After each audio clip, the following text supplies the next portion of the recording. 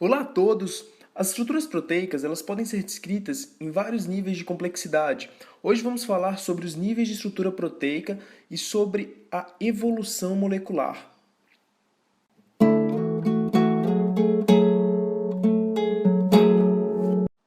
Então vamos continuar. Primeiramente eu gostaria de falar da estrutura primária das proteínas. A estrutura primária ela consiste na sequência linear de resíduos de aminoácidos unidos por ligações covalentes, ligação peptídica ou ligação de sulfeto. Aqui no exemplo, vocês podem ver é uma sequência de aminoácidos que, no caso, é da fenilalanina, do glutamato, da asparagina, da metionina e da glicina. Ok, então a estrutura primária é isso, é a sequência de aminoácidos.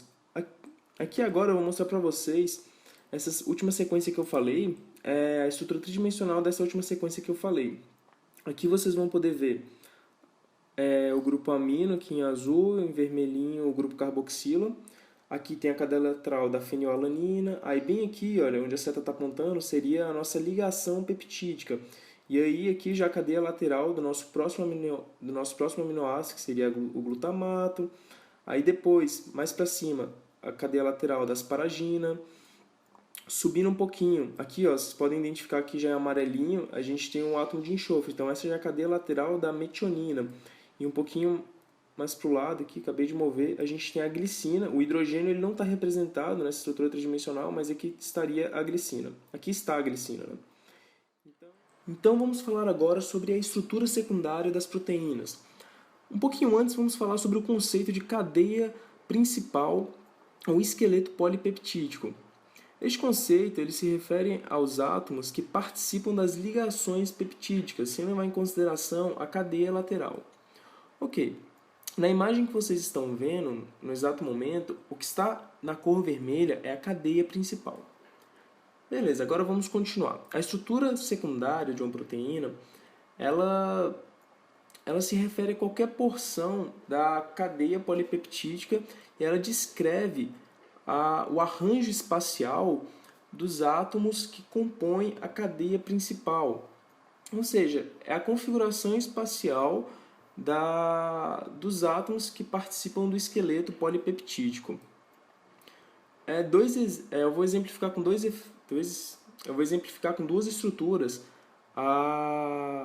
esse tipo de estrutura proteica, que são as alfa-hélices. Aqui nessa proteína elas estão representadas em vermelho.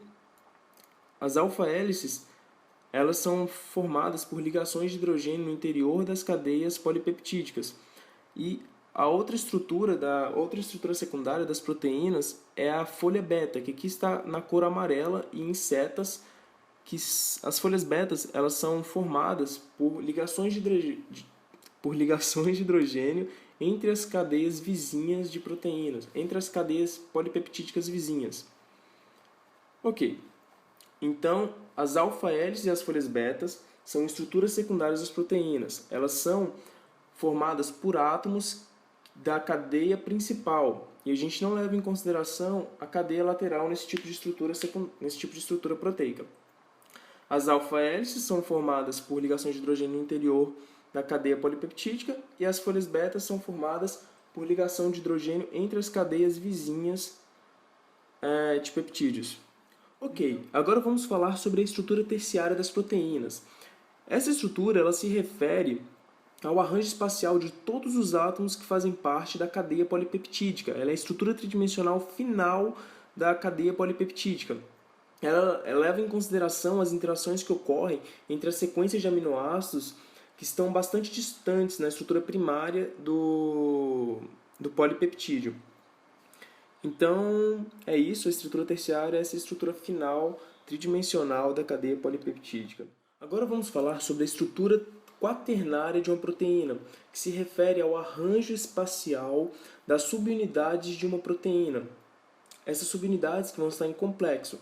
Então, a estrutura quaternária ela se refere à configuração espacial das subunidades em complexo tridimensional de uma proteína que é composta por diversas subunidades. Logo, ela é uma proteína subunidades. Além disso, eu gostaria de falar que a estrutura primária, ela determina como que a proteína vai se dobrar em sua estrutura tridimensional. E, portanto, ela determina a sua função, a função da proteína.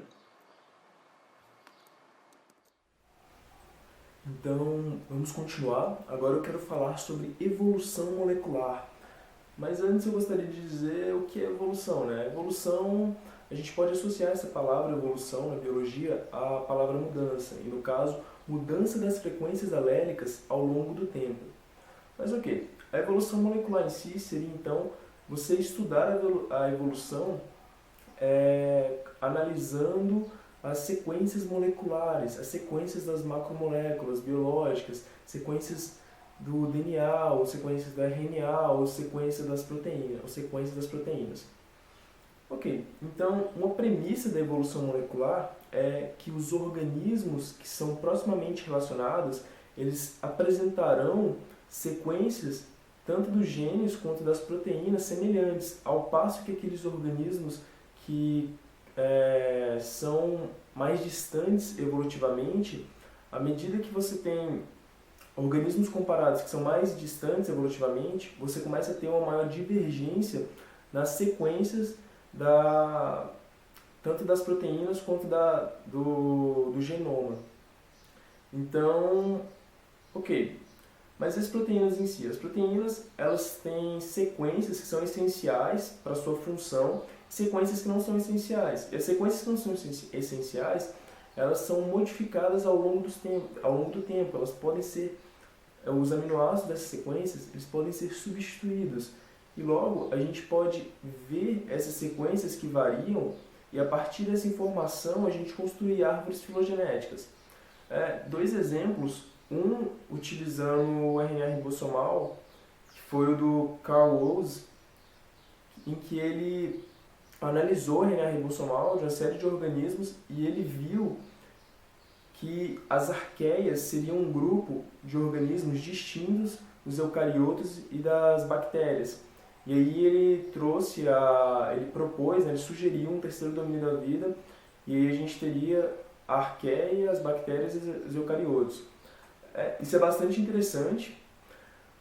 E outro exemplo eu gostaria de dar sobre as bactérias, em que um grupo de pesquisadores eles fizeram um estudo com as proteínas GROEL, com a proteína GROEL, que é uma chaperonina, que é uma classe de chaperona, e que a GROEL é uma proteína presente em todas as bactérias e ela auxilia no enovelamento correto das proteínas.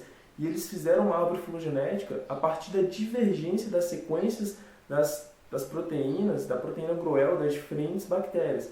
E chegaram a uma árvore da vida, né? A partir dessa divergência das sequências da GROEL nas diferentes bactérias. Então é isso que eu gostaria de falar com vocês sobre a evolução molecular, que é um tema bastante interessante, e eu espero que vocês tenham gostado desse vídeo.